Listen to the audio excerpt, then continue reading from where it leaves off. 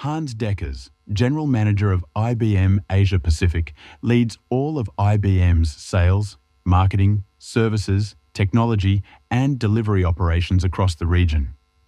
Before relocating to Singapore, Hans spearheaded the growth of IBM's North, Central, and Eastern Europe operations, transforming them into a regional powerhouse, and drove digital transformation across industries as IBM Europe's Chief Digital Officer. A true global professional, Hans has worked across Asia-Pacific, from Shanghai to Singapore to Sydney, gaining deep insights into the region's diverse cultures and shaping IBM's growth strategy in this dynamic market. Ladies and gentlemen, please join me in welcoming to the stage Hans Dekker.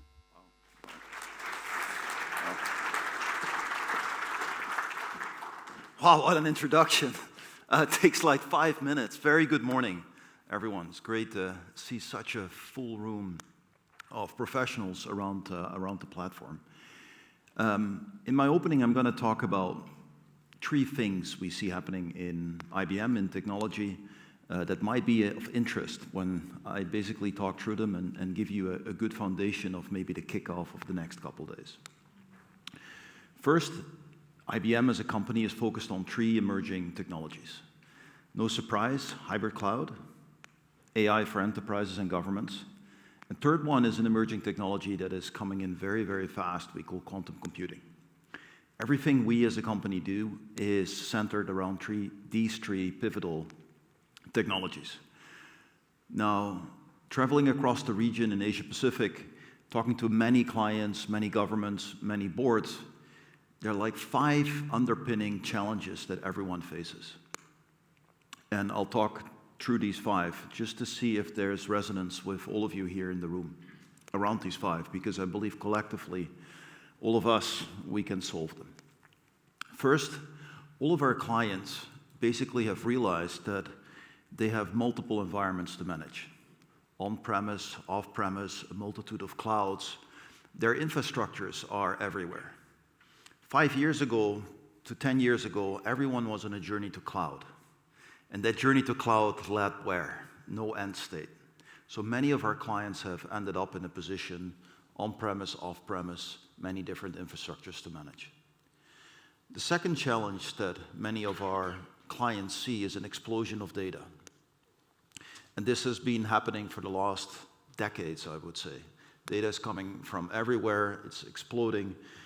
It sits in pictures, it sits in videos, it sits in everything we generate. Only very few companies have extracted value from that data. The third one is really a lack of automation. So when you look at an exploding set of data, when you look at multiple environments to manage, the only way to truly do that is automation. And many of our clients haven't automated fast enough to cope with the challenges that we're seeing. The fourth one really is skills, or the lack of skills therefore. And this is a special problem, I think, in economies like Australia, where when you look at the data, we are about 100,000 workers short in the next 2 years. So you look at skills and skilled workforce, how do you apply that on these compounding challenges we're seeing of multiple environments?